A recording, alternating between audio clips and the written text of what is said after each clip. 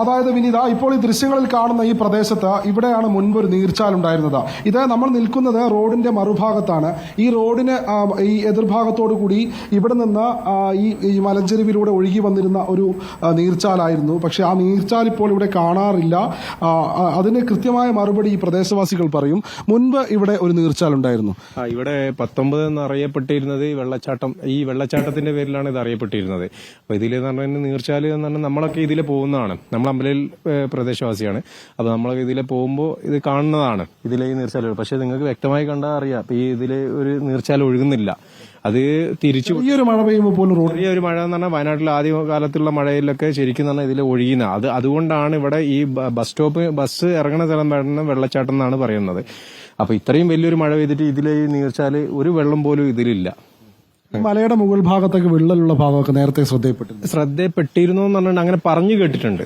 അല്ലാതെ നമ്മളെ ശ്രദ്ധയിൽ നമ്മളിങ്ങനെ ഓരോരുത്തർ പറയുന്നത് കേട്ടിട്ടുണ്ട്. വിള്ളൽ സംഭവിച്ചിട്ടുണ്ട്, പിന്നെ ഇവിടെ ക്യാമ്പ് കാര്യങ്ങളിലൊക്കെ കുറെ പേരെ മാറ്റിയിട്ടുണ്ട്, വിള്ളൽ ഉണ്ടായിരുന്നു എന്നൊക്കെ പറയുന്നത് കേട്ടിട്ടുണ്ട്. പക്ഷെ വ്യക്തമായത് നമുക്ക് അറിയില്ല അതിനെ പറ്റിയിട്ട്. പലരും പല കാര്യങ്ങളല്ലേ പറയില്ലേ. ഇപ്പൊ റവന്യൂ ഡിപ്പാർട്ട്മെന്റും ജിയോളജി ഡിപ്പാർട്ട്മെന്റും മുകളിലേക്ക് കയറിയിട്ടുണ്ട്. എന്താണെന്നുള്ള വ്യക്തത വരുത്താൻ വേണ്ടിയിട്ട് അവർ കയറിയിട്ടുണ്ട്. എന്താണെന്നുള്ള അതിന്റെ സത്യാവസ്ഥ അവർ വന്നാലേ അറിയാൻ പറ്റുള്ളൂ. ഇപ്പൊ ഈ ഇങ്ങനെ ഒരു ശബ്ദം കേട്ടപ്പോഴേക്കും ആളുകളൊക്കെ ആശങ്കയിലാണ്.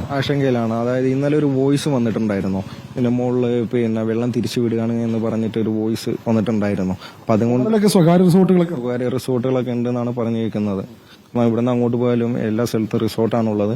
അത് പ്രകൃതിയെ ദ്രോഹിക്കാണ്ടുള്ളതാണെങ്കിൽ കുഴപ്പമില്ലായിരുന്നു. പക്ഷെ ഇപ്പൊ മുകളിൽ വെള്ളം ഒരു വോയിസ് വന്നിരിക്കുന്നത്